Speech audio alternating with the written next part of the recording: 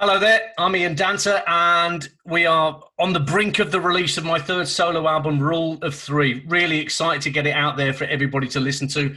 And what I thought I'd do this evening before the album comes out is give you a chance to hear the tracks on a playback, but not only that, but also get a bit of the story behind how the album came together. And to help me do that, I've got two very close friends who are going to be part of this little chat, both guitarists that I've worked with for quite some time, and are both very much front and center in how this album came to be. First off is a guy who I co-wrote a number of songs with on this album, my former bandmate from Shotgun Wedding in our late 80s, early 90s days in Birmingham, trying to make it.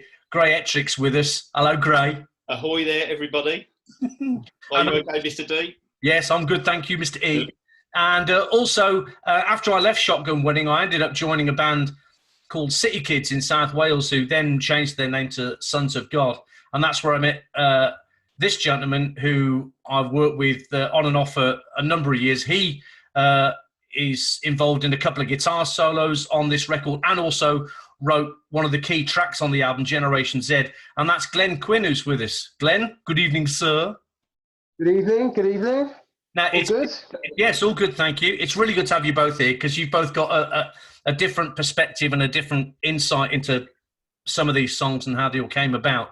But the actual start of it goes back to early 2019. So this album's been 3 years in the making. And I think it started, Gray, when I went round to your house. And as often happens when I go round to yours, we end up picking up guitars and playing riffs to each other.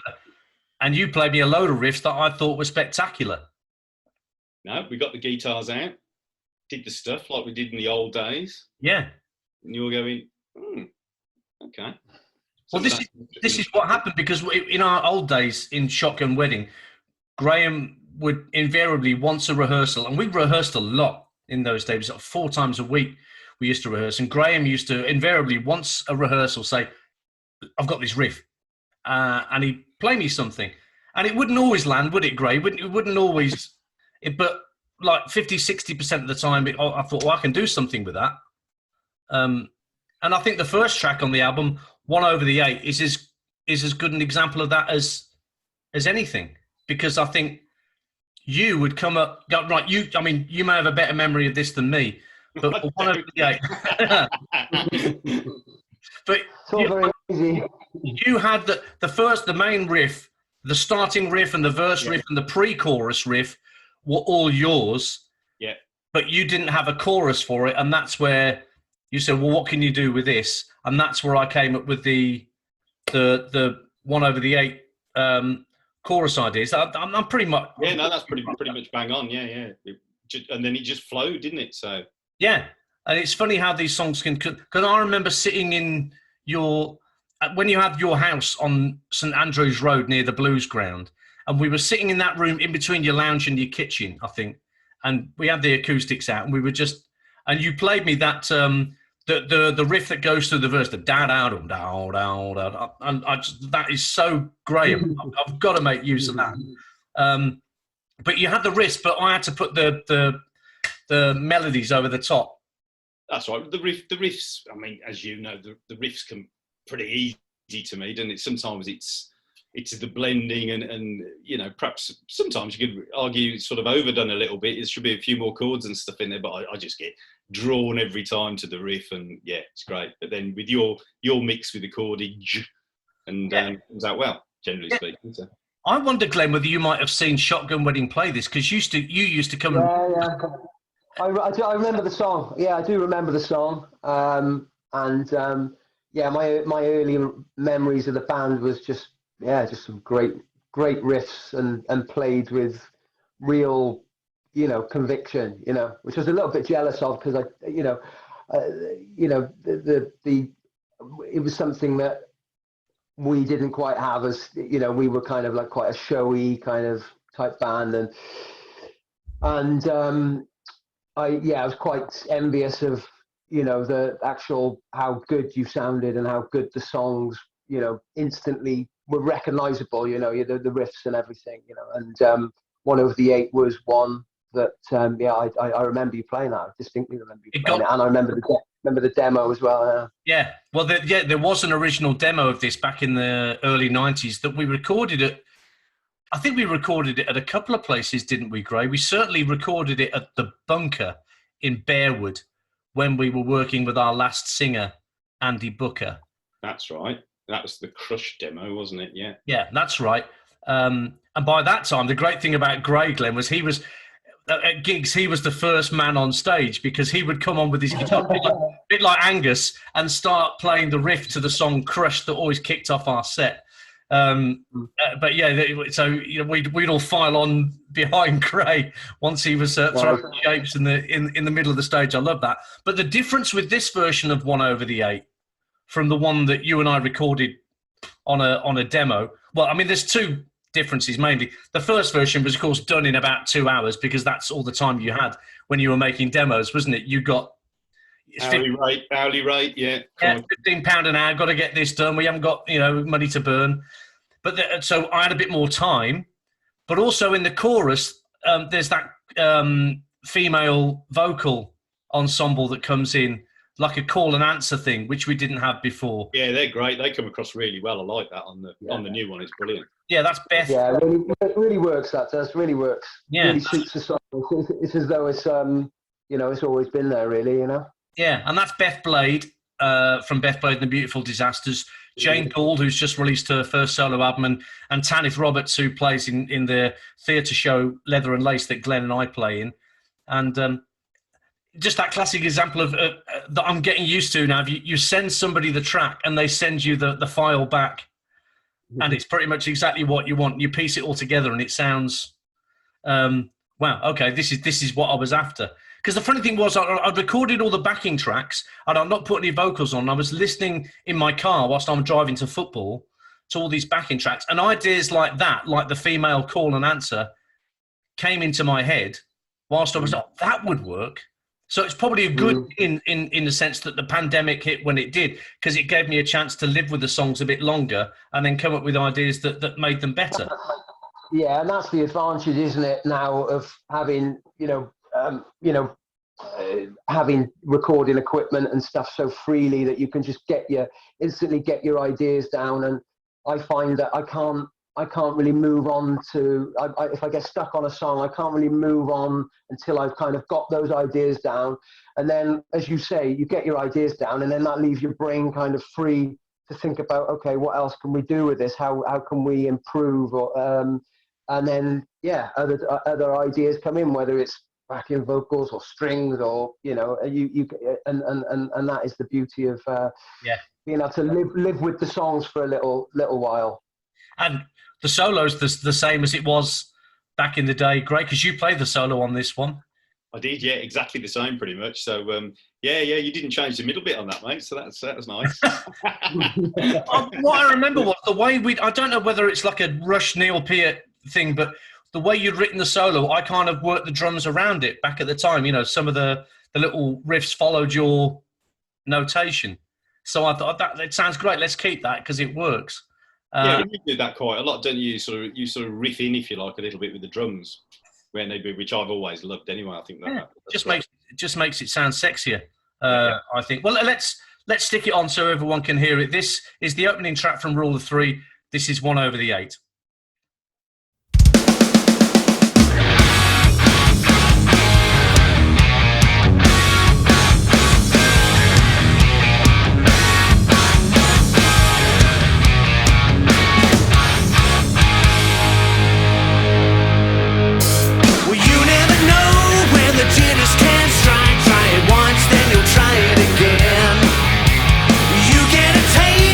Something you like, soon you won't know where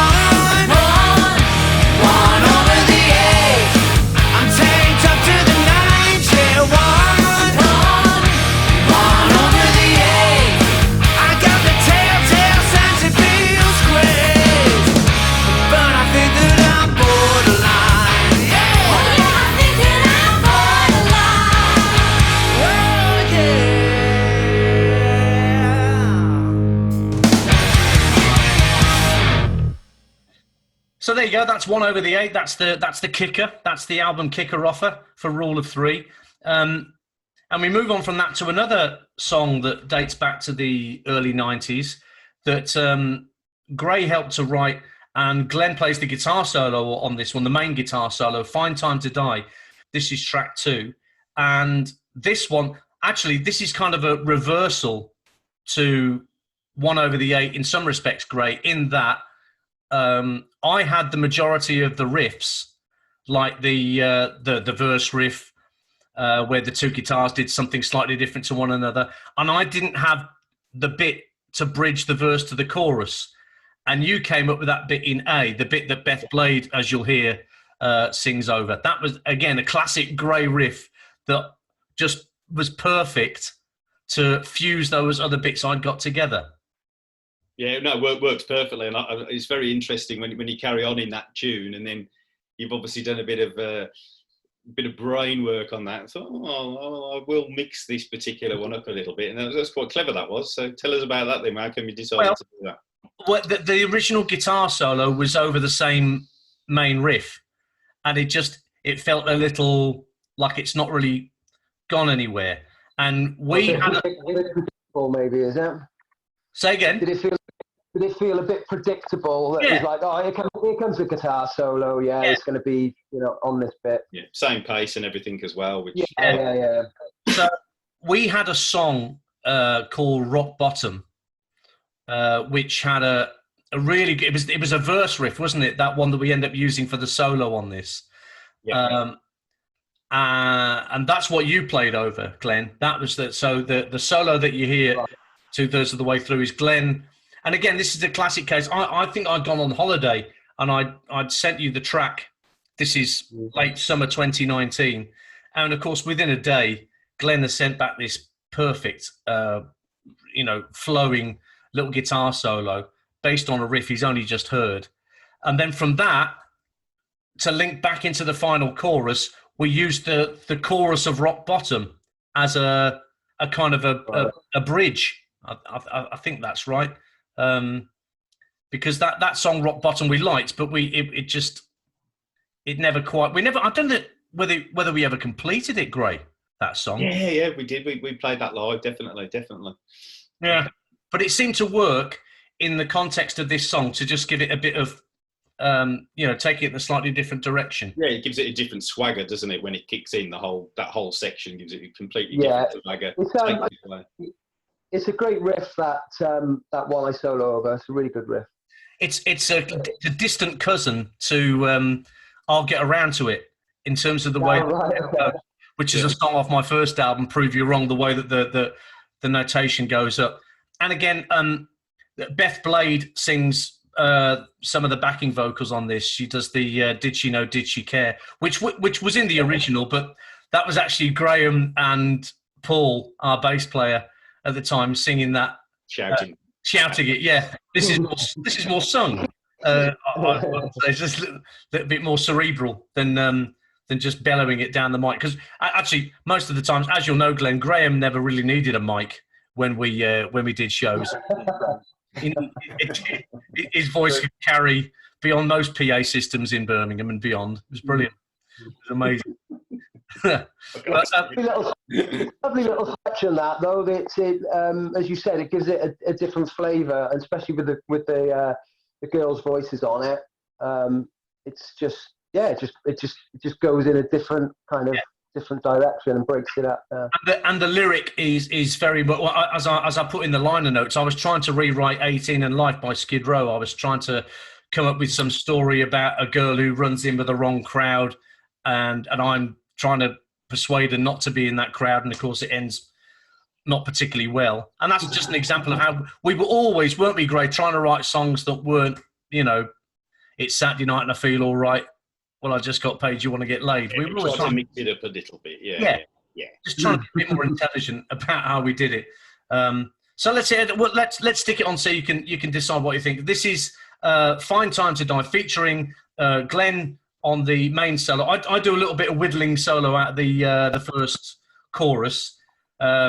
kind of like Bryan Adams to Glenn's Keith Scott sort of thing. Nowhere near the sort of level of technique, but there you go. I had a go anyway. And Beth Blade on the backing vocals. And this is Fine Time to Die.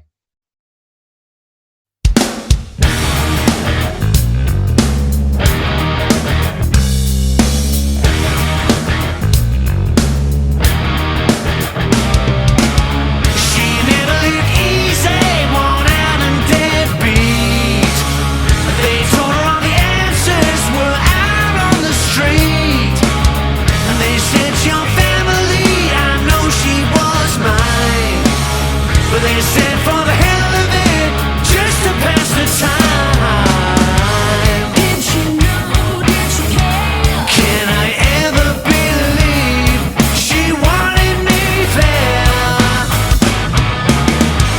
Did you know, did you care? She fell out of my arms and into thin air. You picked a fine time, a fine time. A fine time to die. What a waste of a life. A fine time. A fine time. A fine time to die. No more bleeding hearts or smart remarks. Words can't bring her back.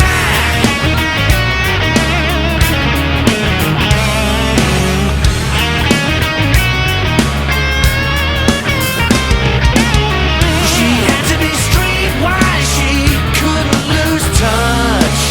I get crazy when you need to, her need was much too much. And one night they used her for more than just fun. And one bullet ended what had only just begun. Did you know, did you care? Did she think that that life was going somewhere? Did you know, did you care? Oh, a girl who had dreams was sold a nightmare. You picked a fine time, a fine time, a fine time to die. What a waste of a life. A fine time, a fine time, a fine time to die. No more bleeding hearts or smart remarks.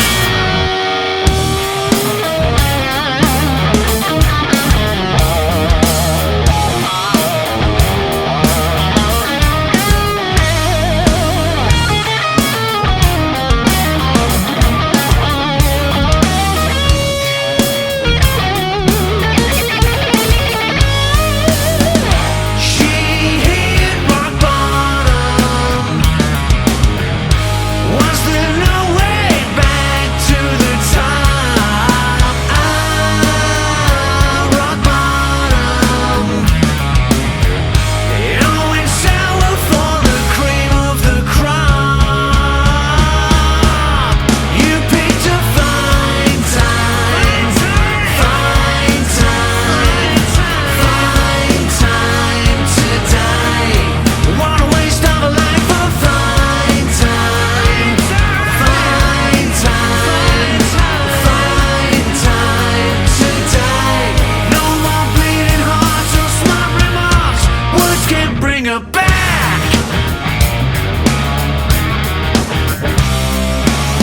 She never lived easy.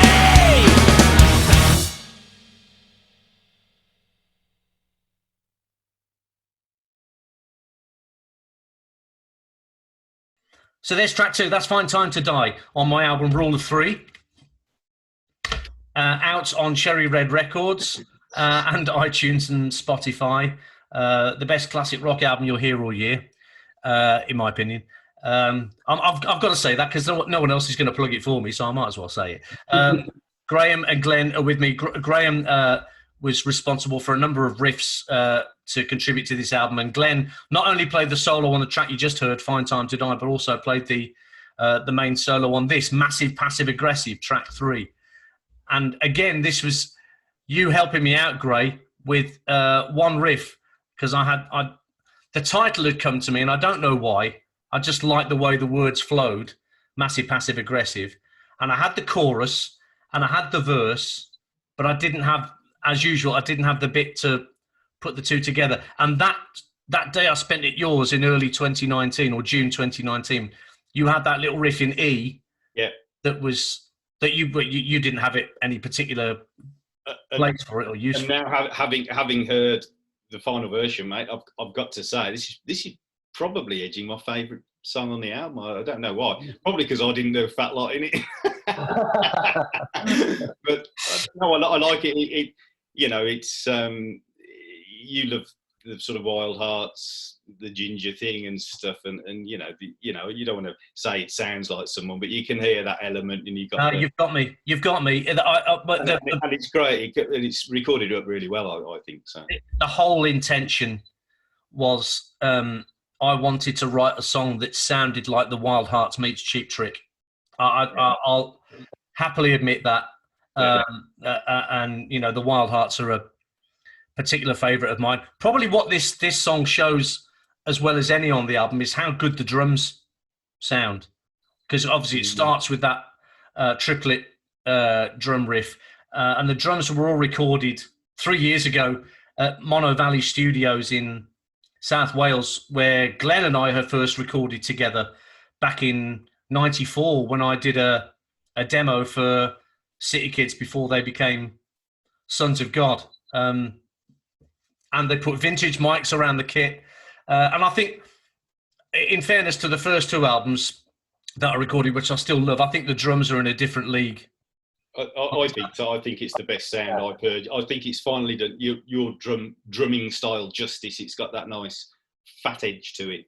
Yeah. Which I think, when you see you play live, sometimes it's a bit different when you've heard some of your other stuff. And, right, it's not quite the same. But this seems to have the right kind of drive. Comes across really well. Well, I think of your and my mate Bob Richards, Glenn, who always has a beautiful, crisp, clear drum sound when he plays. And there are so many bands who release albums nowadays, and it's drum sound 101. You can't tell one drum kit from another. No. It's all processed to buggery, and so the snares all sound the same. The toms all sound processed.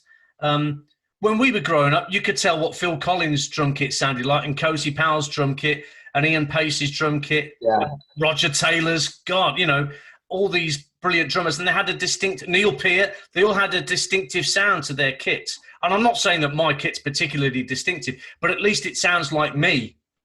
Yeah, it sounds alive. It sounds like you're playing, definitely. And you've captured it well. I think, we know from previously recording in Mono Valley that the drum room there is absolutely just epic, absolutely epic.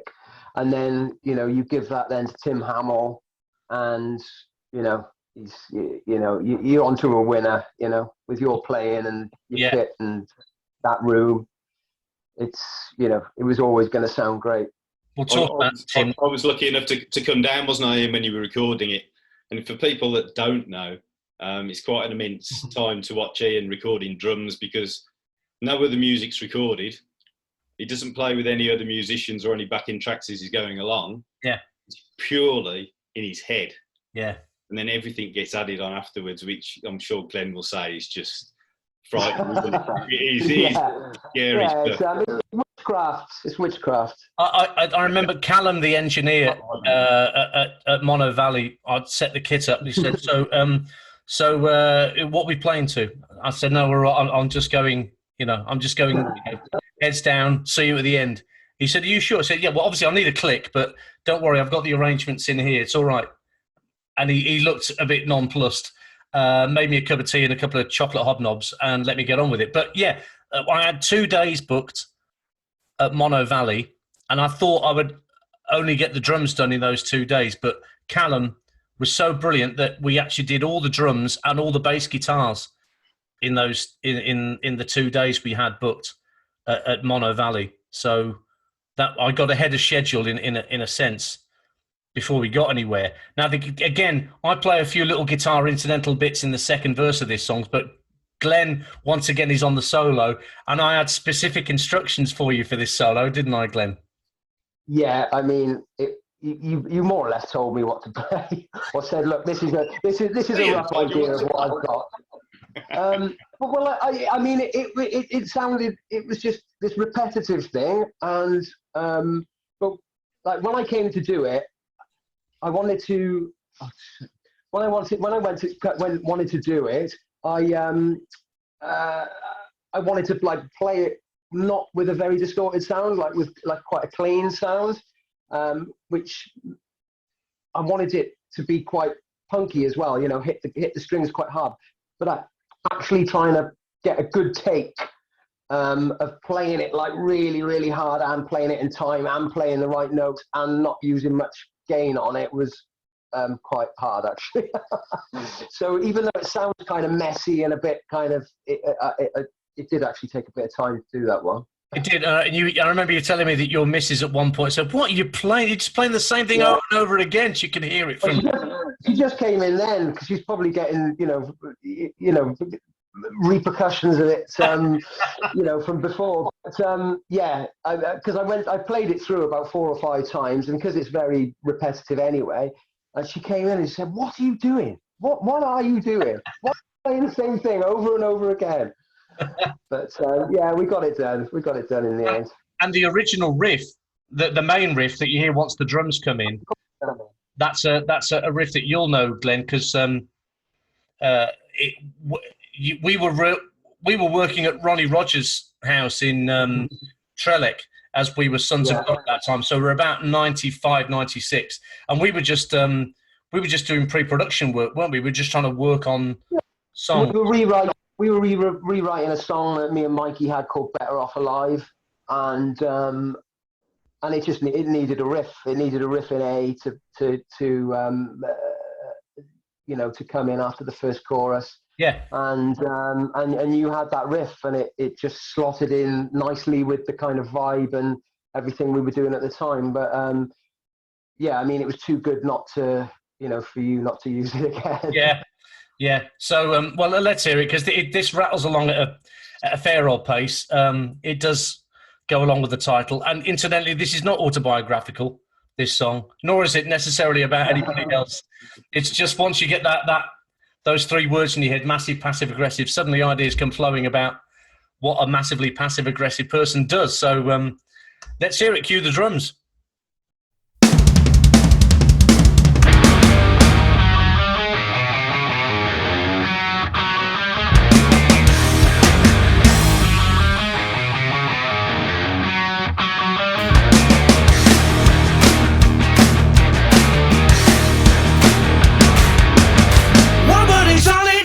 The kind of word that makes you want to slam on the brakes. It's time that I confess that these ain't stupid mistakes. I know I ain't a liar, but I just seem hardwired to stick my feet to the fire by dropping little bombs to smoke a funeral pyre. I'm my own worst enemy. Subtlety, the end of me. But maybe that's your kind of thing to do with my conditioning.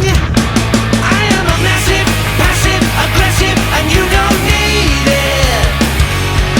I am a massive, passive, aggressive, don't waste your time.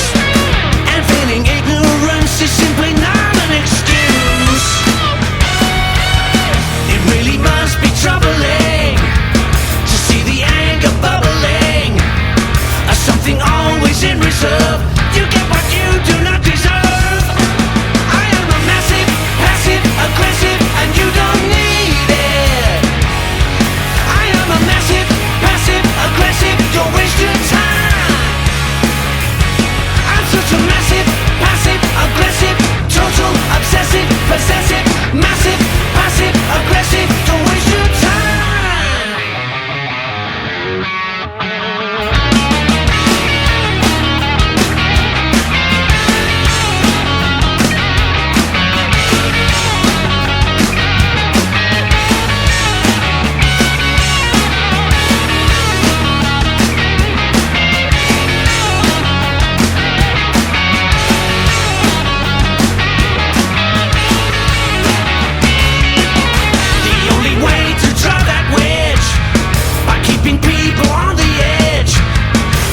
You think you'll crack the code before I suddenly explode?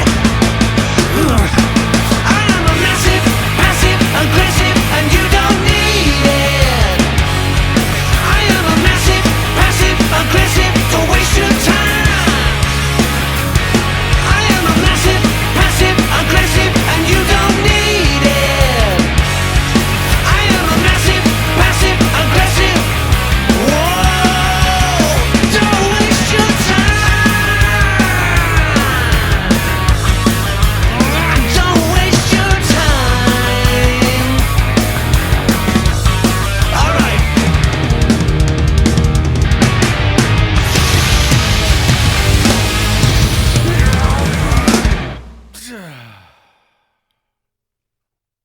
So there's massive, passive, aggressive. Glenn on lead guitar, and Gray on riff in the middle, just before the chorus, which again fit perfectly. The next song on the album, Rule of Three, is entitled "Pick a Side," and now Graham, your riffs are all over the solo section of this song, because I had this song idea, or I had a title. I think it was "Someone's O Has Got to Go." I think was how it was like. It's a boxing piece of terminology, like when you get two undefeated boxers taking each other on. There's a phrase: "Someone's O," as in 0 defeats, has got to go. And I thought that's a great phrase, but I couldn't make it work lyrically. And then I listened an awful lot to speech radio, and since leaving the European Union and Brexit and everything that's gone on politically in the last 5 or 6 years, everything seems to have got really binary in terms of the opinion you have to have on any particular issue.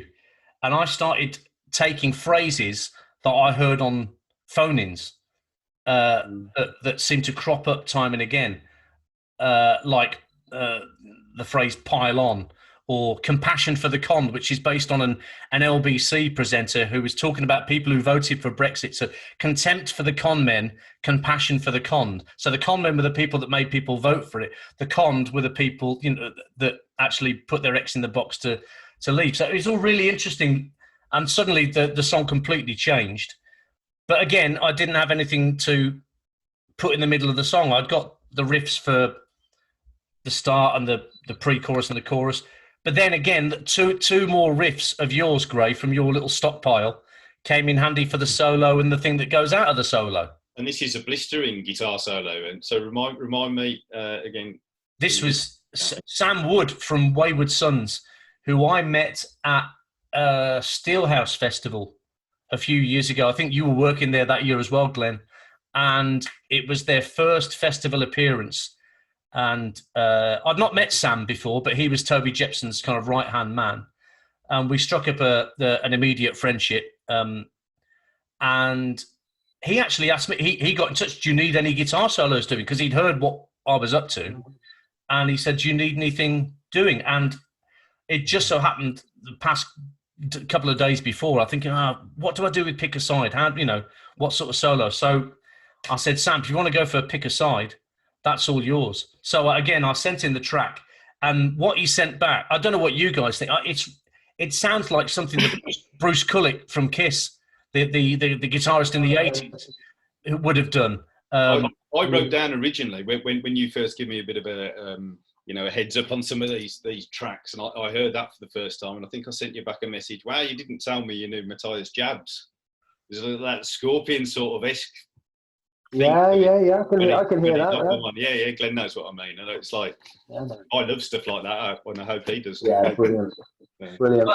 Funny how Matthias gets overlooked, isn't it, as a guitar player? He's brilliant, absolutely brilliant. I mean, so underrated as a player. And, you know, the Scorpions, you know, that two guitar thing they've got going on, I mean, it's just majestic, you Yeah. know, just, you know, those two guitars, you know, pan left and right. Oh, just, yeah. And Perfect. in fairness to Sam Wood, he sent me some dual guitar bits that you can hear during the second verse. There's a few kind of Lizzie Right, things going on. It's quite subtly blended in by Tim, who mixed it and engineered it, but it's there. And of course, there's the more solo bits right at the end of the song, where the song finishes. But that opening, Yeah, hat off to him on that one. I think it's brilliant. yeah. Well, let's hear it, because this is so. There's me on pretty much everything. You hear Jane Gould again, incidentally, on backing vocals in the chorus and going into the final chorus as well. We'll talk more about Jane and Tanith and Beth and what they did in a bit. But let's hear Pick a Side. This is track 4 off Rule of 3.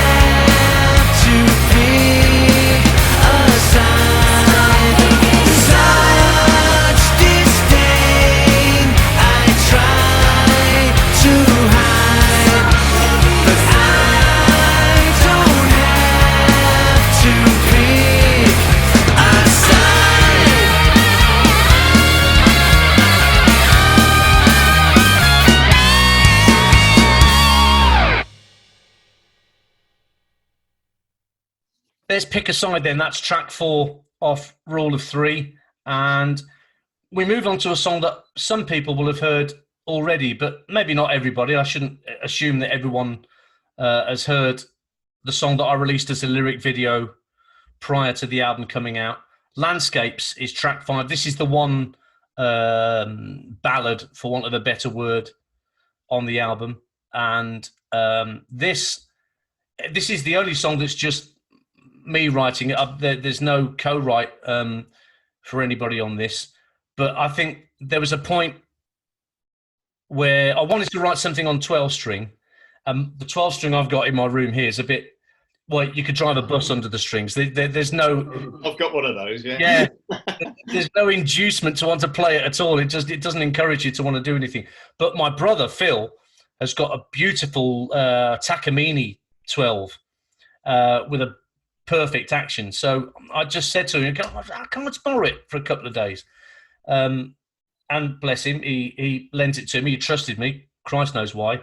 And the riff you hear at the start of Landscapes, that's just from fooling around and hearing what chord voicing sound nice on a 12-string. I didn't dare retune it because I don't know how brave you might be, Glenn or Gray, about retuning a 12-string to like an open tuning and trying to write off that. I didn't feel brave enough to do that.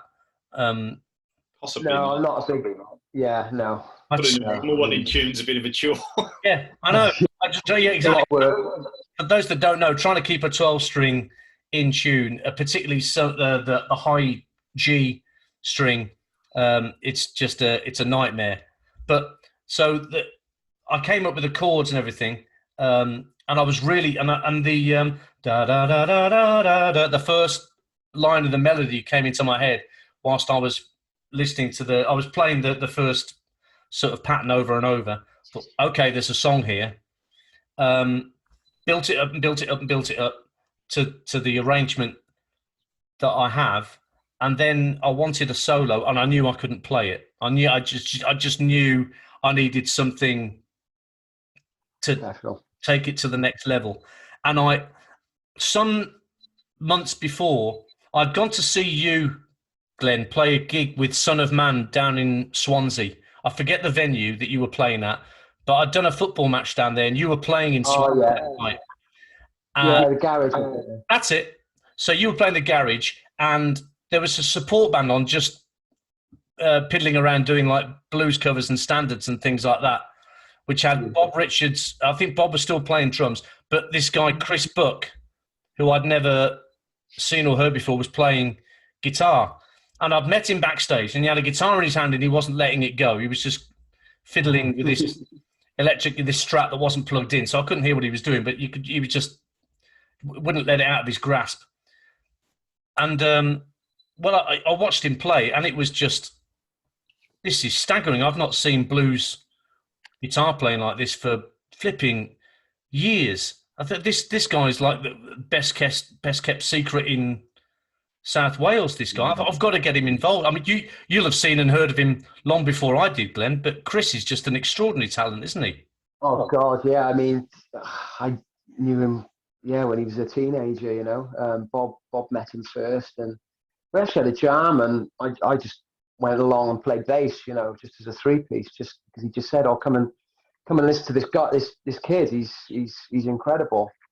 And Chris at the time was a big Slash fan, and he had the Les Paul down by his knees, and he just was playing all this Slash stuff, and you know the blues stuff was there, a bit of Clapton you could hear, but you know, and then he just went with that, and I think you know started listening to John Mayer and have all these other kind of influences. You know, Clapton's a big influence, and he's just found his own style and just gone with it, and just you know, he's just an incredible player. So by the time I'd seen him supporting you, he was kind of fully formed by that point as this you know, blues rock guitar player, and I thought I've got to get this guy involved on Landscapes, because I'd heard some of I'd seen him do something on YouTube, like an acoustic version or electric acoustic, a version of Nothing Compares to You by Sinead O'Connor, where he was just, you know, it was just very there's no drums, no, it's all just adagio, and it's beautifully played. I thought, if this guy can do anything like that for me on landscapes. So I didn't expect him to say yes when I asked him. I thought he would say, no, I'm a bit busy, thanks. But he said yes. And much like yourself, Glenn, he sent me a track back within 2 days. And I can still remember nervously seeing the file and thinking, what's this going to sound like? And pasting it onto the grid that I had on my GarageBand on my laptop here, pressing play. And oh my God, it's just, I don't know what you guys think, because you're guitar players, you can appreciate it more than me, but that solo makes the song for me. It just takes it to another level. Oh yeah, I mean, it's just perfect, isn't it? I mean, there's no other way to describe it. And you know, you listen to it for the first time and think, well, you know, what could have been done better? You know, what could have, you know, it's just got everything, isn't it? You know, It's got everything in it. You know. Yeah, it is fantastic. But don't diss the rest of the song so quickly, mate, because it is. I mean, you know, over the years that I, as we said earlier, I like the big riffs and the big anthems and stuff, and I probably don't do the more lower paced tunes, the more girly stuff, as it doesn't quite register with me. But to be fair, the chorus with that, once that's in, that's quite difficult to get out of your head. Well, Greg Hart from Cats in Space, Greg said to me that chorus is all my favourite chords rolled into one, which was a very nice thing for him to say. I'm really proud of that song. It's one of my songs that I'll happily put my name to and go, yep, that's me. Stronger Than That's another one off the first album. I really like that. You know, songs like that I know I couldn't have done any better in terms of construction and things like that. And again, Tim Hamill, the producer, just took all these bits that I'd thrown at him, because there's loads of little bits on there. There's a harp part in there in the chorus that you may not be able to hear. There's 2 string parts. There's all sorts on there, and there's a grand piano part. That was the one last thing I was able to do at Mono Valley before my 2 days of recording there were finished 3 years ago.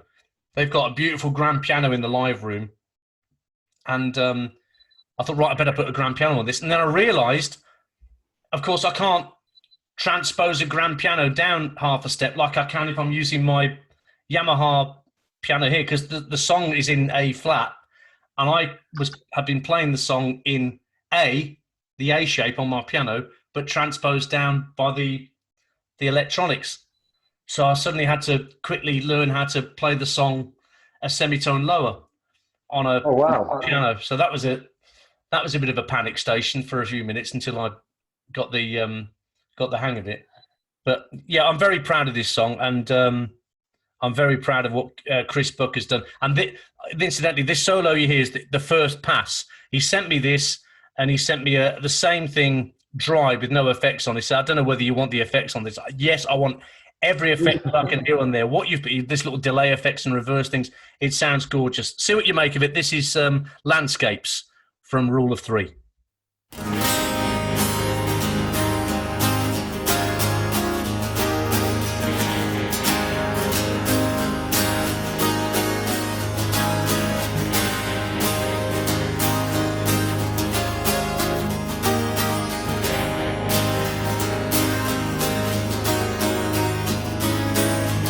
It's all within the frame,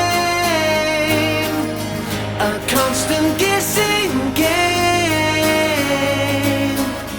quite the reminder of words overshared.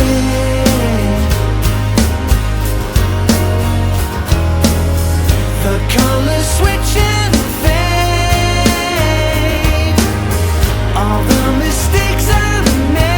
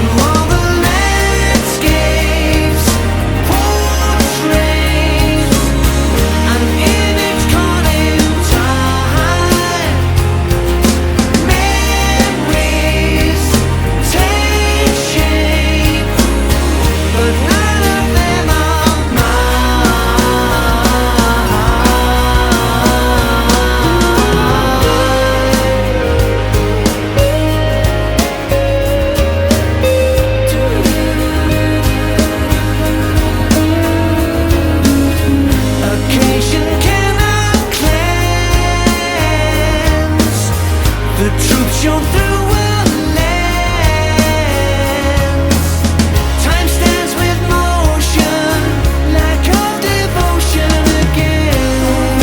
Exposure and enclosure and composure again. No negatives required, positives all expired. The story faded and pixelated right before me. I deplore me, and though my heart is torn, my eyes still drawn to all the landscapes, portraits, an image caught in time. Memories take shape, but none of them are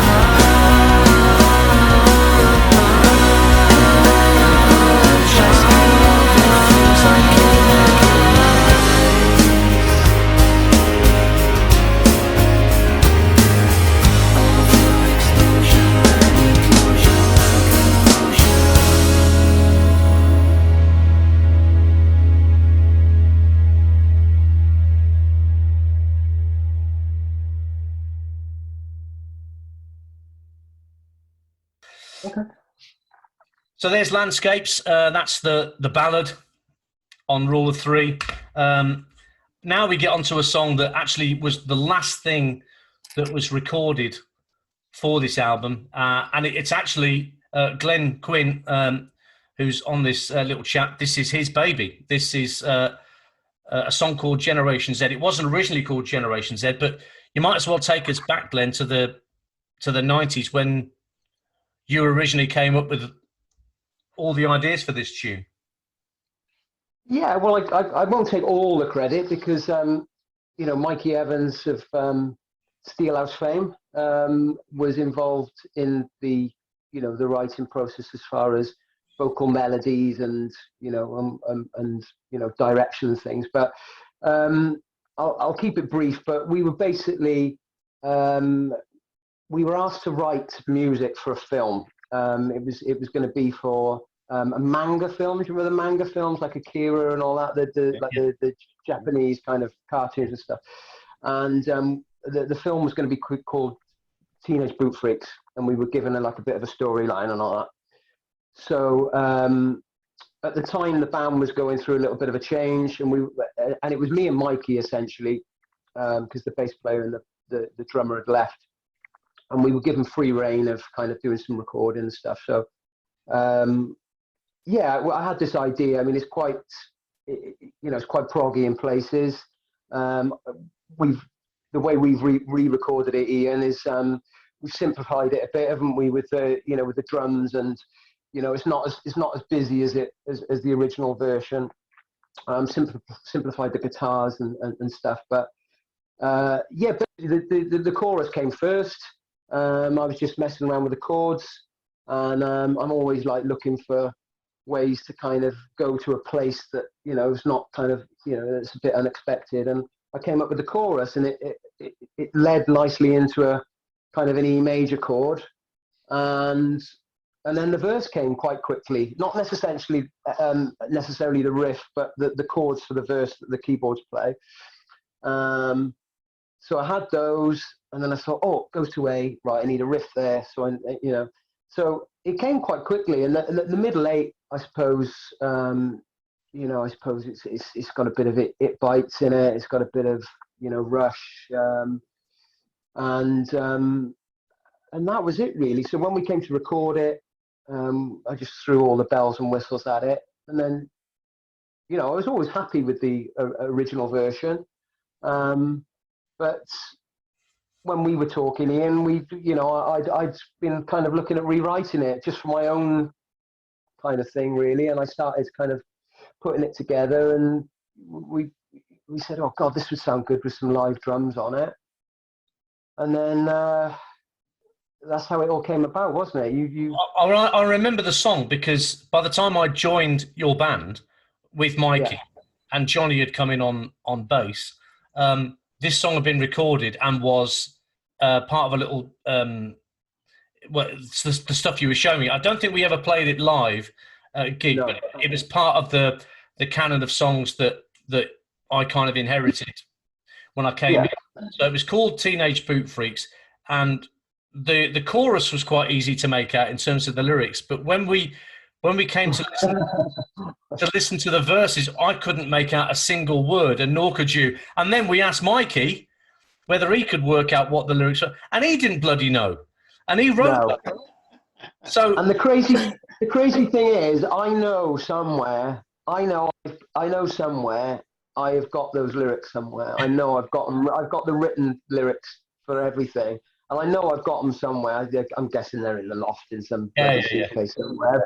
And I'll find them probably next week. But but then, you know, you rewrote the lyrics, and you know, and played with the melody and things, and put your own stamp on it. And then of course, you know, that middle eight, that proggy middle eight, you know, has got that, you know, fantastic keyboard solo on it that the original didn't have. No, the original had children's voices on it, didn't it? It was like a dystopian playground sort of sound effect thing, didn't it? Yeah, and we nicked that off a Rat video. I think it was the beginning of "Lay It Down" by Rat, and the actual we had this old kind of like recorded off MTV VHS thing, and we just put it on a loop, and then sampled it, and then just had it on a loop. And if you listen to the demo version, you can hear this children's whistle go like about 3 or 4 times on the original demo. But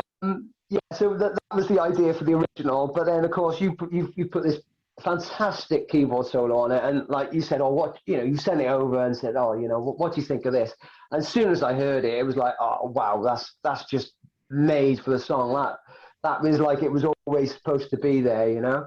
I didn't know what to do with that section because obviously you'd re-recorded it wasn't the original version that we used as the basis for this recording. You'd re-recorded the guitars again, and the bass, and some keyboard parts, and a drum machine part, and it was a couple of beats per minute slower than the original, wasn't it? Not by much, but just a couple of BPM slower.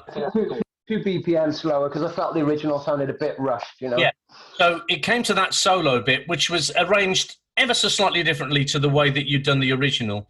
But there was no solo in there. And I suddenly had do you know, I think I'd listened to something like Gates of Babylon by Rainbow a few days before. You know, it has that solo at the start.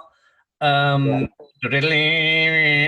strange sort of square wave solo. I thought, so I've got this Yamaha keyboard here, so I just rigged it up, and I needed to write something to send to you. I thought, right, let's see what I can come up with. And yeah, within half an hour, I'd come up with that idea. And the police siren bit, you'll hear that is a complete rip-off of a Vinnie Vincent guitar solo bit from a Kiss song called Not From the Innocent, because he did exactly the same thing. Yeah, I know the song. Yeah, it's like a guitar bar kind of pull off thing, isn't it? Wow, wow, wow, wow, wow, wow, wow. You know, and so and just the idea of a siren in a song where, of course, the lyric has been changed to Generation Z, all about, you know, that generation and what they appear to be fighting for globally, for the state of the planet and everything. So the melodies are the same on this song as what the song originally had that Mikey Evans had written. So the lyrics had just been changed to suit. I sent you the lyrics, and I think you sent me a message. You're a clever bastard, you, aren't you? Yeah. Oh, they just fitted perfectly, and there's a few little vocal tweaks there, you know, where you've kind of put your own kind of stamp on it, but And it stays Jane, true to the. Oh, and Jane, yeah, fantastic, yeah. I mean, that again, like the keyboard solo, you know, when Jane sings that pre-chorus bit, you know, it's like, that's great, you know. because I wanted her to sound kind of malevolent and whatnot, and kind of a bit threatening. Because we'd gone into the studio. This is where I first met Tim Hamill, who ended up mixing everything. Because we'd gone to a studio in Llanelli, so I could put my live drums on your backing track with everything. So I met Tim for the first time, and the drums. I think we got the drums done in about an hour, didn't we? Because he just got the sounds immediately, and boof, straight down, no messing. Straight down. Yeah. And then Jane comes in, and these were the parts that I couldn't sing because they were too high for me, and there was no way anybody else was going to. So I got Jane to sing those bits, and she did brilliant. So yeah, this is a bit proggy. It's but it still rocks, and there's some brilliant the Brian May style stuff at the start and 2/3 of the way through, Glenn. It's just fantastic. The harmony, really good. Yeah, it all makes sense, even though there's a lot going on. Didn't realise you did the keyboard solo as well. That's excellent. Oh, yeah. So there was a bit of panic going on, but I thought I've got to come up with something, because Glenn had put down the keyboard pads, that go in the verses, but we didn't have it as well. Subtle synth bass. Yeah, subtle synth bass, and then so under duress, Gray, under a bit of pressure, thinking, okay, what we're going to do with this section. That's where the keyboard solo came in, and it does help. I think, it did help. It works, yeah, it really works. So let's hear it. This is written by Glenn Quinn and Mikey Evans of Steelhouse fame, with a little bit of help from me here and there. Here's Generation Z.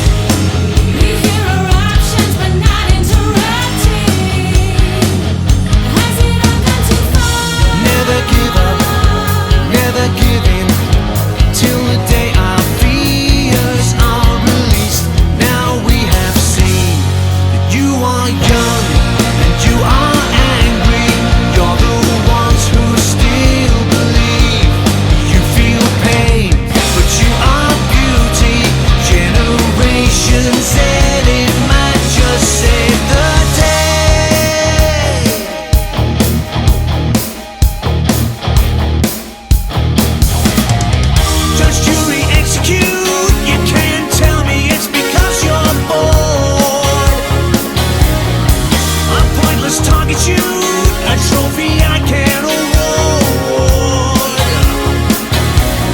Circle of life becomes disrupted to line your ivory tower.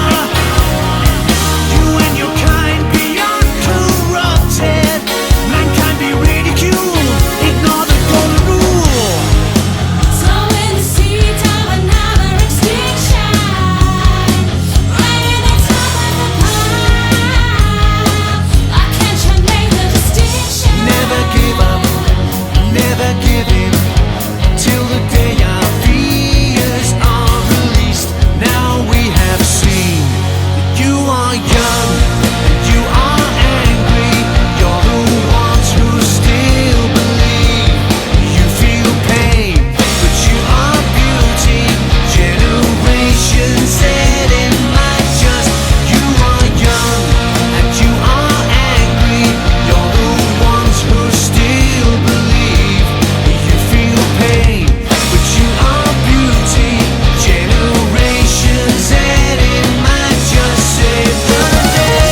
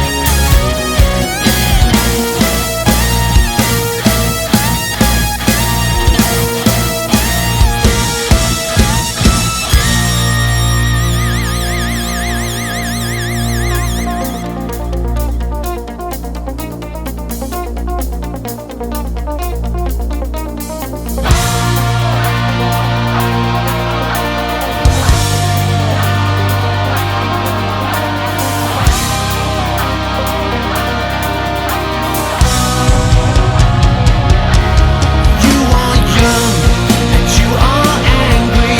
You're the ones who still believe. You feel pain, but you are beauty. Generations said it might just. You are young and you are angry. You're the ones who still believe. You feel pain, but you are beauty. Generations said I'm making all the changes 'cause they have to. Listen up because their voice might save the day.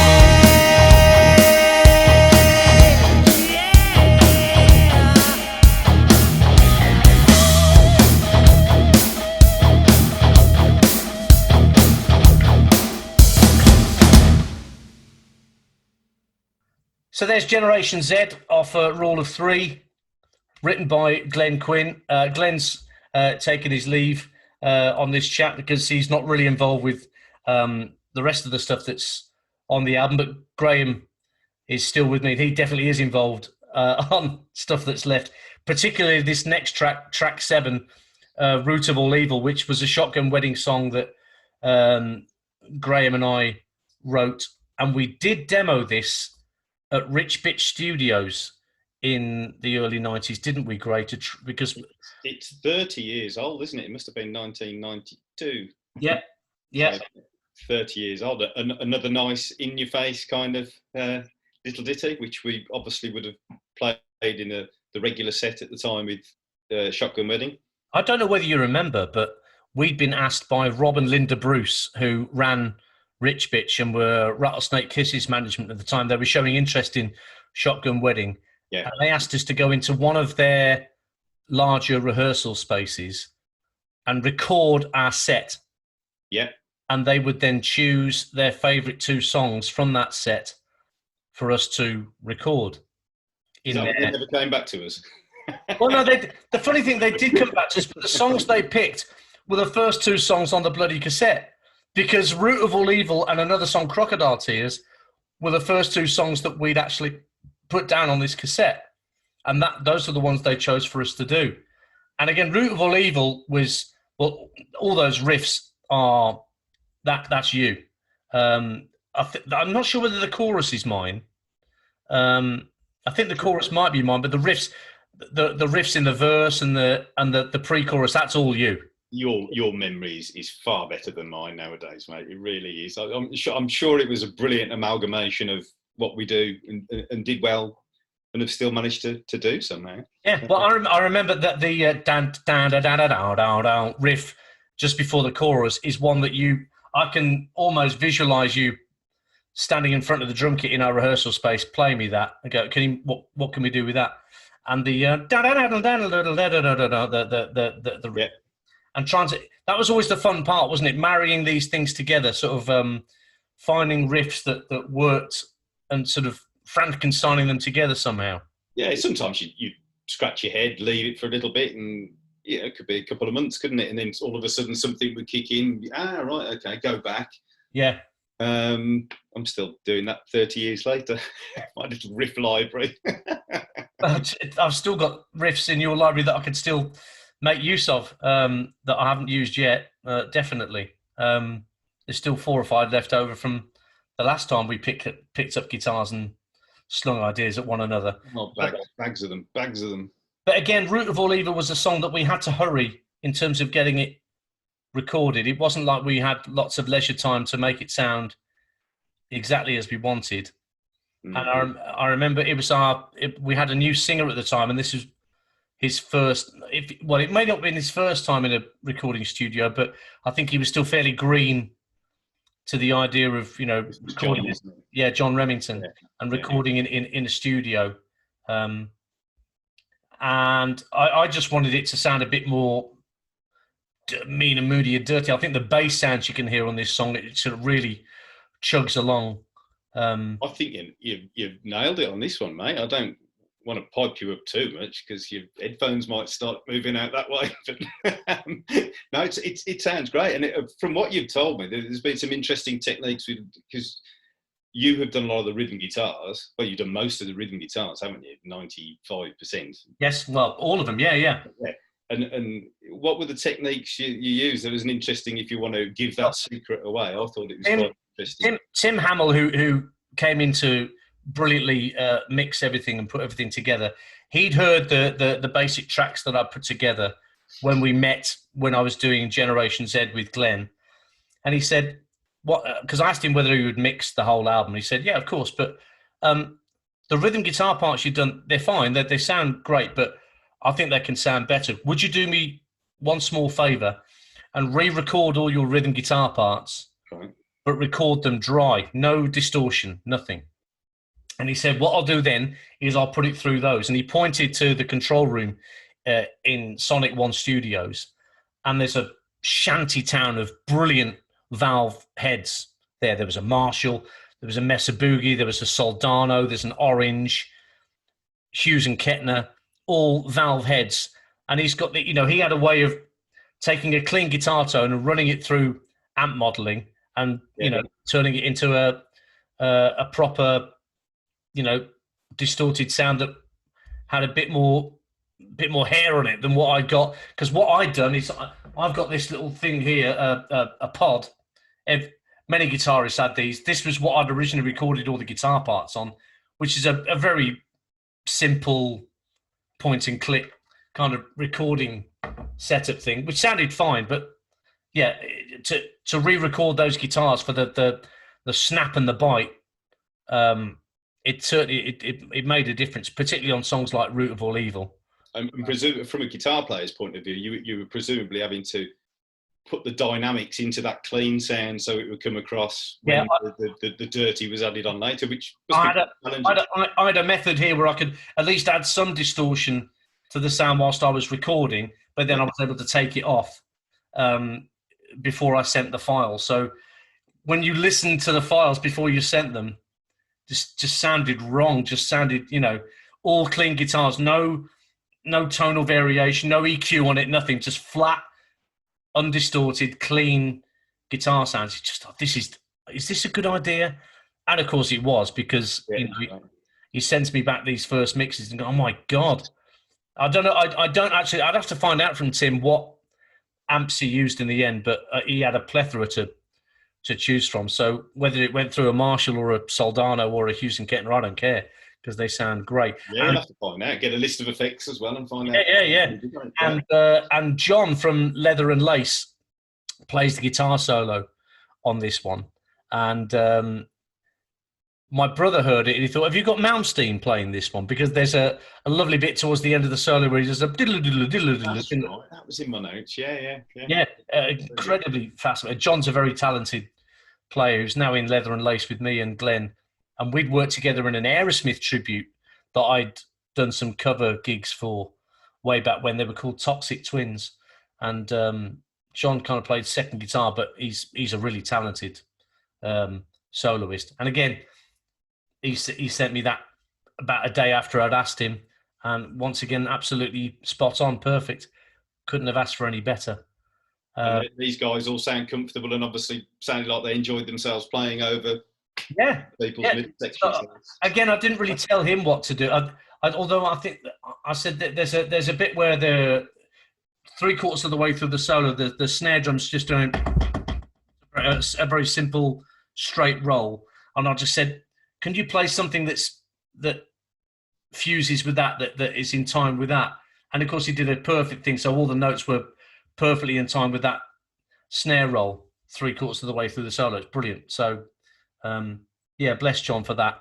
Lyrics aren't that wildly different to what we'd written back in the 90s. I think just a couple of changes in the chorus here and there, but we were all scratching around trying to earn some cash, weren't we, at the time? And money was money. Those big riffs. Yeah, money was the root of all evil.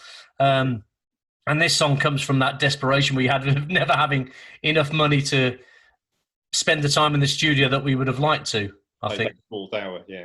Yeah. So let's hear it. This is the song Root of All Evil on my album Rule of Three.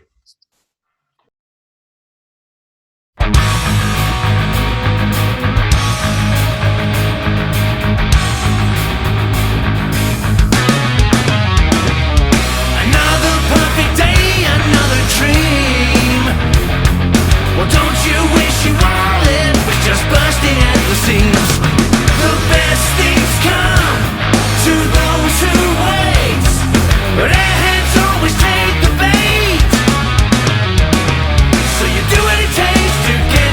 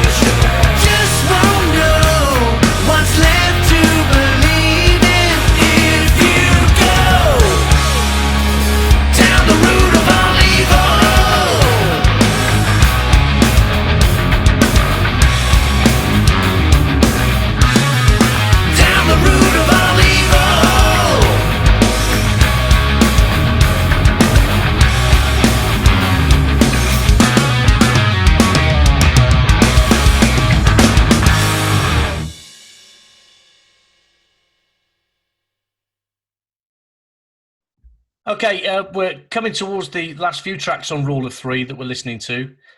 Thanks for staying with us if you have done. We're trying to, give you an insight into how this album came together for me over the course of 3 years, and lots of sessions, done sort of piecemeal, whether it's stuff I've done here at home or stuff I've recorded at Mono Valley or at Sonic One. And this next song, Whatever Happened, Graham Ettrick, who's with me on this little chat, this is very much, as a song, this is musically his baby, because every single riff in this song, Gray, is yours. And I don't know who was talking to me about this song, but listening to this the other day, and then, funnily enough, on my iPod shuffle mode thingy, Yucca Man by Love Hate came up. Well, that's the link, isn't it? I mean, we're going back to what, 1991 again, 92, I suppose. 92, I would say, yeah. And Love Hate were quite huge at the time, really, weren't they? The first we loved them, didn't we? Yeah, and as a result, I think this must have festered away inside my little brain and filtered through to my fingers. And hey ho, similar sort of. It is, isn't it? It's an ode to Love Hate, really, at the end of the day, but with our own little tilt on it. So Fast and Furious, nice and obnoxious and big. Well, that's it. You give me all these really choppy, gnarly riffs. The main riff, obviously, and there's about 4 or 5 riffs dotted throughout that song, isn't there? And somehow we knotted it together. I think I might have had a hand in the chorus riff, not entirely, but I think I've just in terms of helping it along melodically, so it actually bridged the bit before the chorus into the next bit. But I remember that was always a really taxing song to play live and make it sound really tight and focused, because it's so many guitar parts going on. Can't do drummers favours, can we? Make it easy. But on the latest version, obviously we did record it, didn't we? Back in the day. Yeah. Latest version is a bit of a tweak, isn't there, with the middle section? And obviously you've had a go with making the lyrics, which I think works really well. Yeah, there's a few adjustments, because the song was written about America and about, I think, whether it was George W. at the time who was president, or maybe his dad, George Bush Senior. But it just seemed like the world was going in a direction that was a bit worrying. As we have now. So is it not as pertinent now as a lyric as it was back in the early 90s? It is, but there's a few adjustments made. There's a line about dig a trench for social warfare, which is very much a reference to social media and the way that people use Twitter or Facebook or whatever to, mark their territory and refuse to bend or have a reasonable conversation with anybody about anything. We recorded that originally at a World War II bunker studio. We'd done that in Bearwood, hadn't we? Originally, that was spooky. Incredibly spooky place. Just outside Birmingham on the Hagley Road, there was a place called the Bunker, which was a post-World War II nuclear bunker that had been converted by our friends Stu Clark, sadly no longer with us, and a couple of other guys, into a recording studio and rehearsal rooms. And we did 2 demos there in the end. Yeah. And I think because it was so reasonably priced, I think those last 2 demos that we did as a band probably sounded better because we had a little bit more time to devote to getting things more accurate, I guess, for want of a better.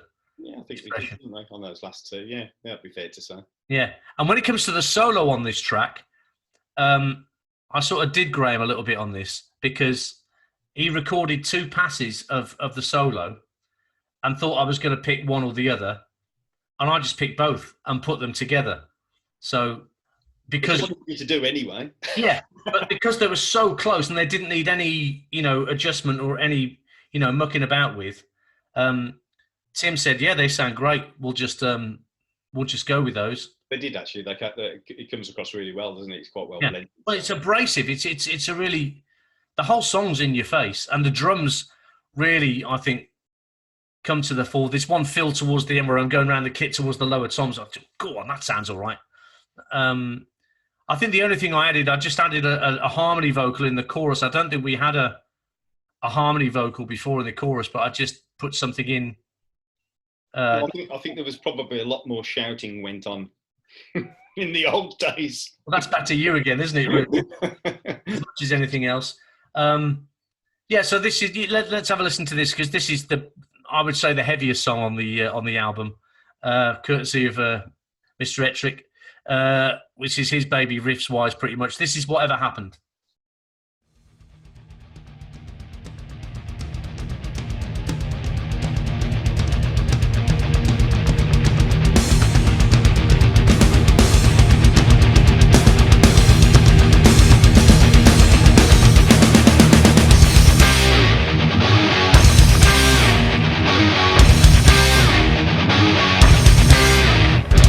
Silence ain't always golden, 'cause sometimes it's the guilt on which our fears are built. The torture is never ending. That wall wells up inside, which we mistake for pride. You listen, but you don't hear me. You only hear what you wanna hear, and when we talk, it falls on deaf ears.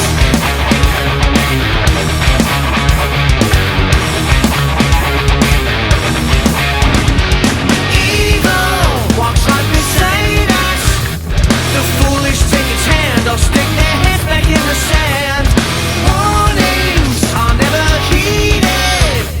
The foolish sit and wait while Armageddon sends a date.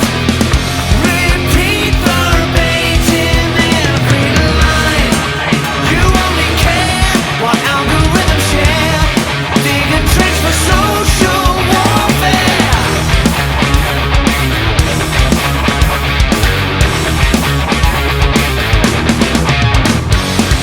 Whatever happened to communication? Whatever happened to sensibility? It won't be different come the revolution. And that's despite and because of me.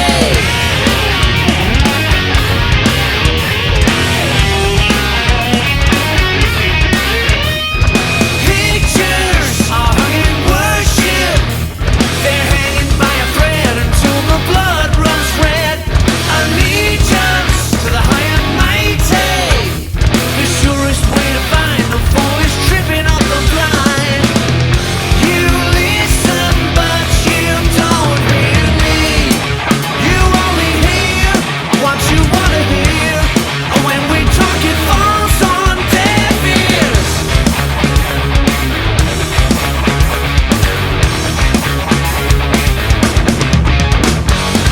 Whatever happened to communication? Whatever happened to sensibility? It won't be different come the revolution. And that's despite and because of me.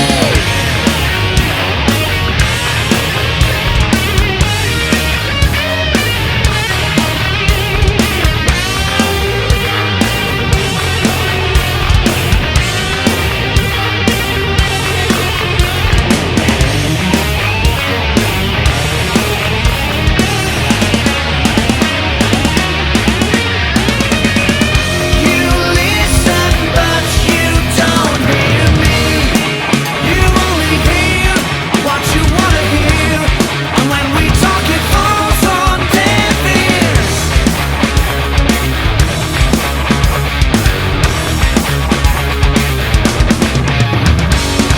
Whatever happened to communication?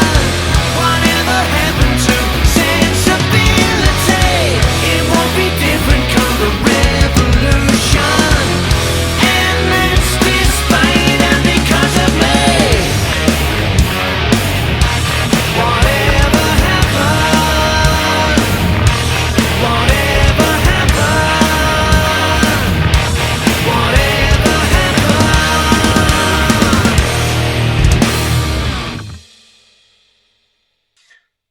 So there's Whatever Happened.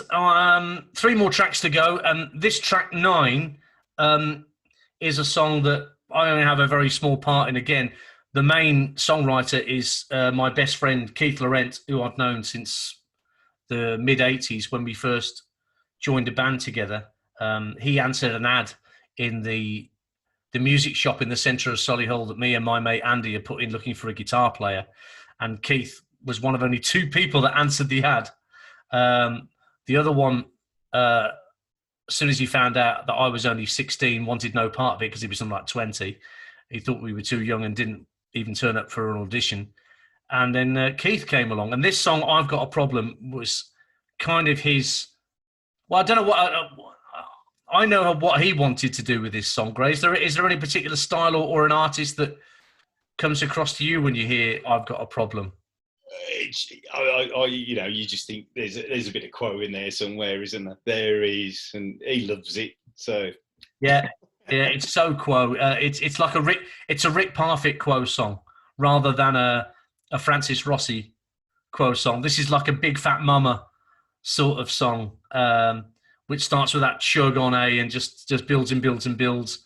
And again, I'm not sure with the lyrics whether it was a genuine problem that he had in his life with a girl that he was seeing, but the lyrics just very straightforward. I mean, we never ever recorded this. It was just something that we fooled around with. We played it live in the first band I was ever in. We had fun with it, but we never ever recorded it. And when I was putting this thing together, I just said to Keith for a laugh one day, fancy putting a song on this album? And he couldn't have said yes quickly enough. And I've Got a Problem was the first one he had in his head. But there's a few things been added to it from the version we played, specifically that little talky bit that I do coming out of the guitar solo. yeah, no, that's really good. That comes across really well. Which is a bit like sort of Gene Simmons in Domino off the Revenge album, although not quite as lewd or rude as Gene would be. I But think the only person who will have a problem will probably be Keith, when everyone will come up to him now and the first thing they'll say is, I've got a problem. And doing what he does probably isn't the best. no, exactly, yeah. Less said about that. Right. Let's hear it, because this is the shortest song on the album, but it's also probably the most fun song on the album in terms of the vibe of it and things like that, and just the tongue-in-cheek nature of the lyric. This is I've Got a Problem.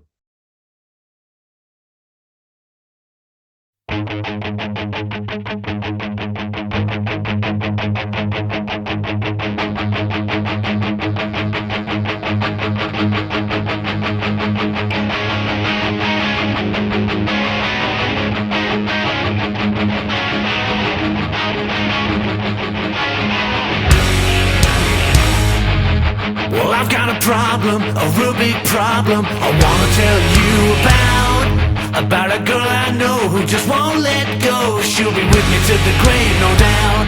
She won't leave me alone, she's always on the phone, and she tells me just how much she needs me. Follows me everywhere, but I just don't care. How can I make her see she's not the one for me? How can I make her see she's not the one for me? Yeah.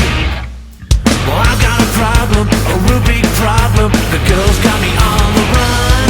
I tell you day and night, it's all fight, fight, fight. And still she reckons I'm the chosen one.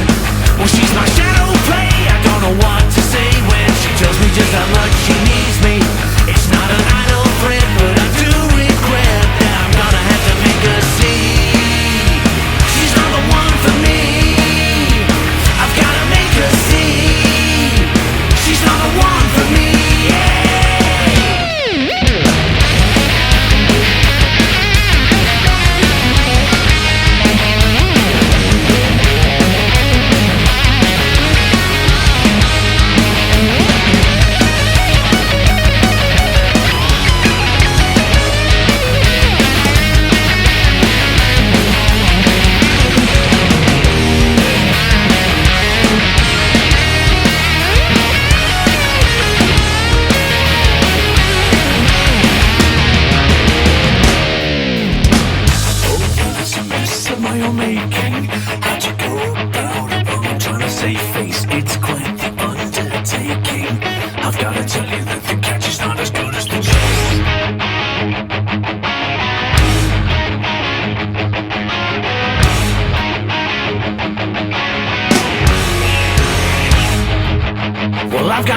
problem or a big problem. The girl's getting on my nerves, cause if she thinks that I will sing a lullaby, well then she's getting more than she deserves.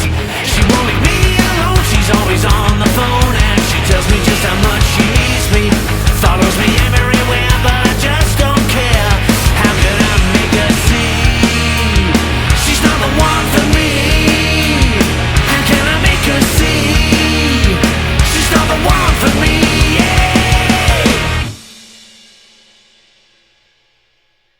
Couple more to go. Listening to Rule of Three ahead of the release of my third solo album. Graham Ettrick is still with me, and I Was There, which is the penultimate track on the album, is another example of a song where this is a very recent composition, and it all stems again, Graham, from those riffs you were playing me early 2019 round at your gaff. And I don't think that the riffs that you give me, you necessarily saw them all coming together in one song like this. No, they're quite random. This is a really good example of just playing your sort of 3 or 4 different things, and you've gone, actually, that'll work with that. And perhaps I couldn't see it, so you've seen that, merge that in with stuff you already had, and it's worked well. Because I suppose the intro isn't the easiest to pick up on afterwards. No, I've always used that, funnily enough, as just as a little exercise. well, there's a great story about what's that Eagles song, "Life in the Fast Lane," and that was a guitar exercise that Joe Walsh used to play backstage just to warm his fingers up. And Don Henley heard him doing it one night, said, "What's that?" And "Life in the Fast Lane" was born out of that. And when I heard that that you'd written, I thought, yeah, well, I can hear drums going with that in this, in time with it. And I could also hear like a Slash with Miles Kennedy sort of section where that riff becomes the basis of a guitar solo where the drums go double time. And that's what you hear on the solo of this. So that original, you didn't have necessarily a place for it, but I thought that's a great intro. It's a great place to start the song. And then it kicks in for the guitar solo. And then the verse riff and the riff that pieces that to the chorus. Yeah. And the chorus itself, just all completely separate Graham ideas that I fused together. And the lyric was all based on that thing about how many you were there. I think you were there. I was there, but you were there when Guns N' Roses played at Rock City. And yeah, that was your theme for this, wasn't it? Yeah, the Rock City in, crikey, 87, 88, was it, I think? 87, it would have been. Guns N' Roses and Faster Pussycat supporting, and it was rammed. It was chock-a-block, as you can imagine. And as Ian quite rightly says, everyone claimed to be at a gig that probably could have only squeezed in 2,500 people or something. Exactly, but I didn't. I never claimed. I knew I'd missed out, because much as I felt I'd missed out when you came back from seeing Love Hate at the Marquee the first time and said, "You've got to see this band." Luckily, I did see Love Hate in the end, not long after, because they came up to play the Institute in Brum, and were amazing. But I never saw that. I never that Faster Pussycat, that lineup. By the time I saw Pussycat, Frankie Benali was playing drums, I think, because they were playing at the Hummingbird with Faith No More. My memory of that gig was Axl storming off after about an hour. I think that someone had hit him on the head with a bottle, and it would have been a bottle in those days. And seem to remember, actually, I thought Faster Pussycat were probably, they're both good, but they probably edged it at the time. There was a time where nobody was quite sure which of those bands was going to be the bigger band, which one was going to break big, and then Sweet Child of Mine just, sent... Blew it out the water. Yeah, sent through the ceiling. So that's what the lyric is based on. The idea of all these Barry bullshit merchants who claim, "Oh yeah, I was at Guns N' Roses," or I saw, Pearl Jam at Edwards, because there's another extraordinary night. Pearl Jam playing a club gig at Edwards just as 10 have been released. I wasn't there for that one, but I hear that was another night where you just couldn't have fitted another person in there with a shoehorn. Or Dogs Them All was another one, wasn't there, at Edwards? That was another. Always rammed, and I remember Tiger Tails as well. In those days, they were rammed as well. It's one of the loudest gigs I think I ever saw in there. It was mad. But you did have people who wanted to feel like they were, part of the scene. Yeah. Oh yeah. and they wanted everyone to think that they were at every important gig that ever happened, and you could see straight through them, or at least I could, and that's where the lyric comes from. And then the solo I gave to Greg Platt-Lake, who played a wah-wah solo on my first album, and I wanted a Slash guitar solo because I thought that middle section sounds like something that Slash and the Conspirators would do. At least it sounded like way to me. So I said to Greg, "Can you just let rip and just give it the old, Slash falling down the stairs guitar solo thing?" And it's an awesome. It's really good, really good. Yeah, it's another awesome solo.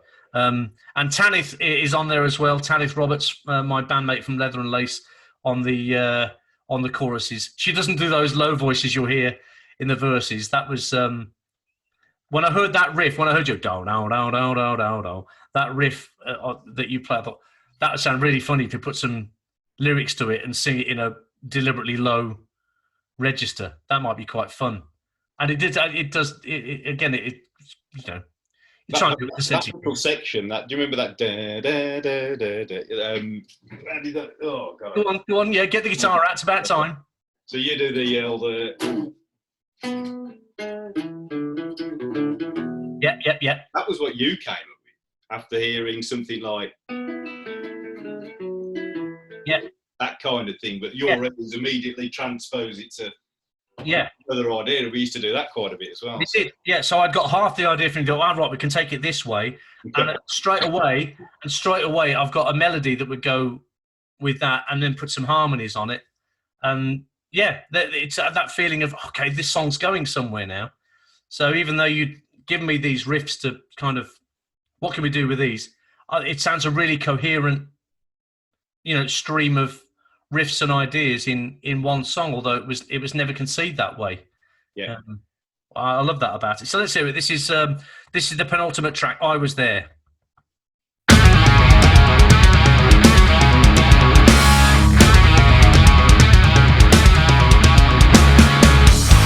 love to hear about the things I wish I'd seen. But that guy just has to tell you he was on the scene. Come on and get you thinking. Why are you so desperate, having to live a lie?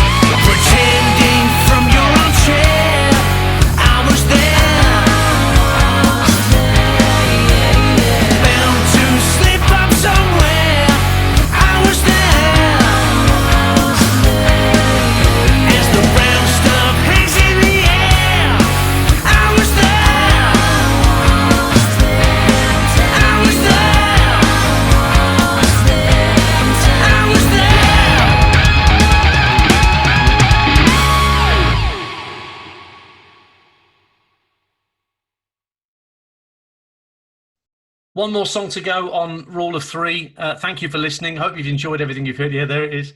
Available 8th of July and onwards. So whenever you're watching this, I'm sure you'll be able to buy it now through the Cherry Red Records website, or through iTunes or Spotify, or through my website at iandanter.co.uk. There's a button on there so you can buy it too. And we're down to the last track, which is one of the last things that Graham and I ever worked on when we were in Shotgun Wedding. The song's called Last Chance Wagon, and it's a lyric that very much goes into our... Was desperation the right word, Gray, at the time? Because we're into the 93 and grunge has really taken hold. And I don't know whether we were lost as a band or whether we didn't know what we wanted to be or whether we were still just trying to be us, but it wasn't working for us. I don't know.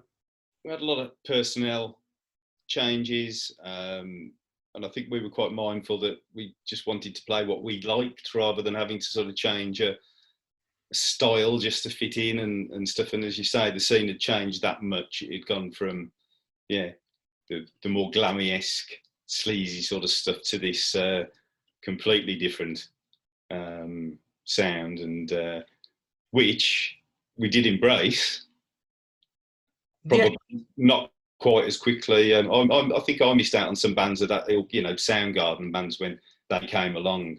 We should got they're in there a little bit earlier with bands like that, to be honest. Yeah, and we had a new singer by this point, Andy Booker, who's the co-writer on this song, because he came in as our final singer in Shotgun Wedding, and he could write. He was a guitarist as well, so we were all, at least I was quite excited that we had another potential songwriter in the band. And I remember going to his house just outside Sutton Coldfield, and he had the idea for the song.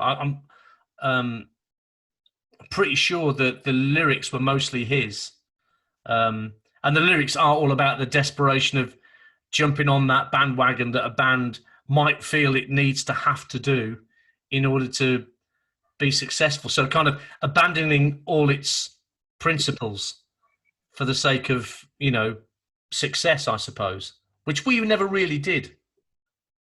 No, we played what we wanted to play, didn't we? We wouldn't have changed it too much.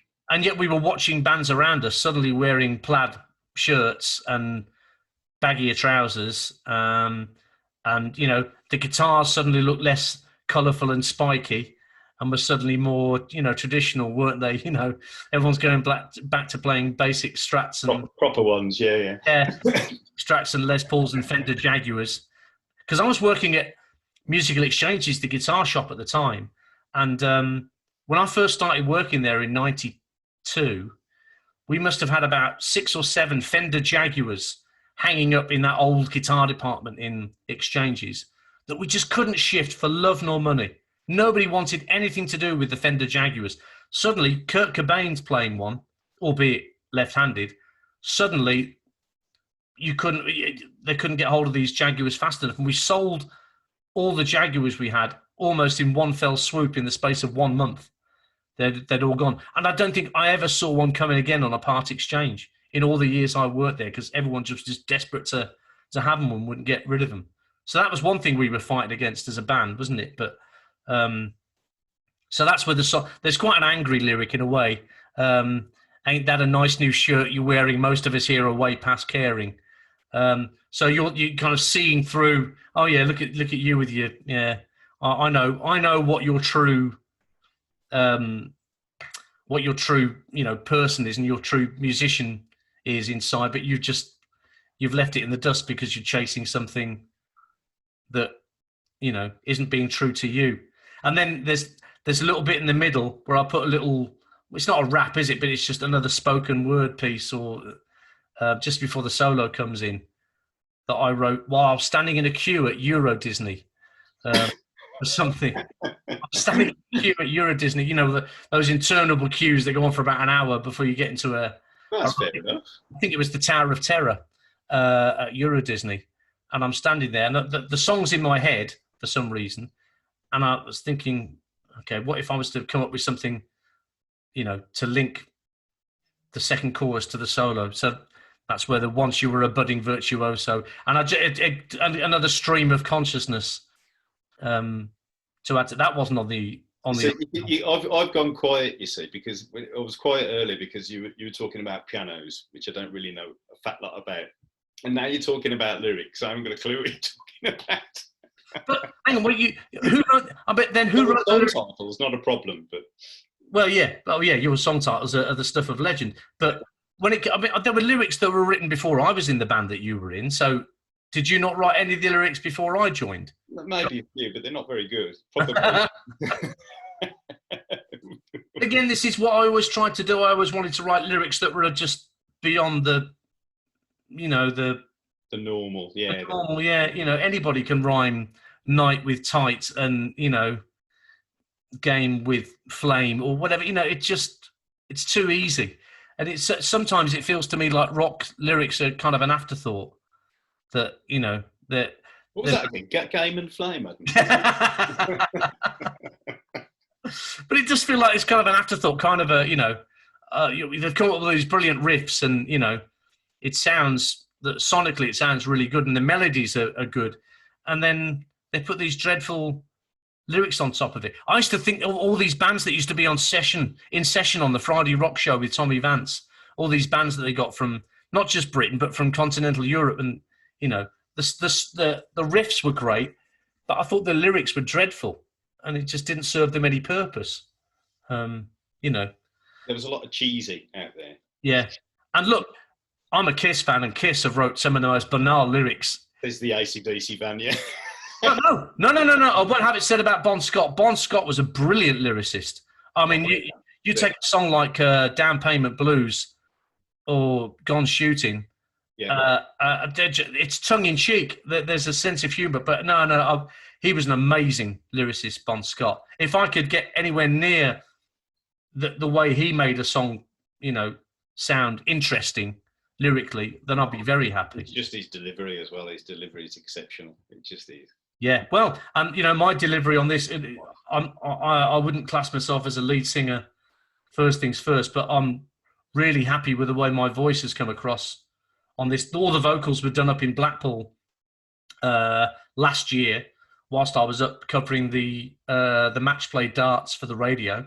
I had the days to myself, and I found this studio just around the corner from the hotel I was staying at in Blackpool, and got all the vocals done in 3 or 4 days. Nearly blew my voice out in doing it, and nearly had to miss one night of the darts. But I've nagged you, haven't I, for quite a few years. Just do it yourself. Get on with it. Come on. Just put a bit of grit in there where you need to put a... Yeah, but do you remember the demo when we'd sacked our singer and we had a demo to do, and I ended up having to sing on the demo at Arena Studios? That's right. So we had songs like My Way of Thinking and Hell Froze Over. And yeah, so I had to sing lead on that. But it never got to that sort of Genesis, Phil Collins steps out to the front and sings with me, did it? We just found another singer, which ended up being Andy, who co-wrote this tune. But you've mixed it up well now on this whole album, mate. So well done. It must be. And well done to you, because if it wasn't for you, Gray, then this album wouldn't sound the way it did. Sound as good as it does. Nice to be some assistance, and as we've said many a times, once it's in your blood, yeah, you can't get rid of it. So it doesn't matter what I do outside of being a musician, or what you do outside of being a musician. The idea of being creative, it never leaves you, does it? You always want. Great to be involved, mate, and thank you very much for the nice wordage.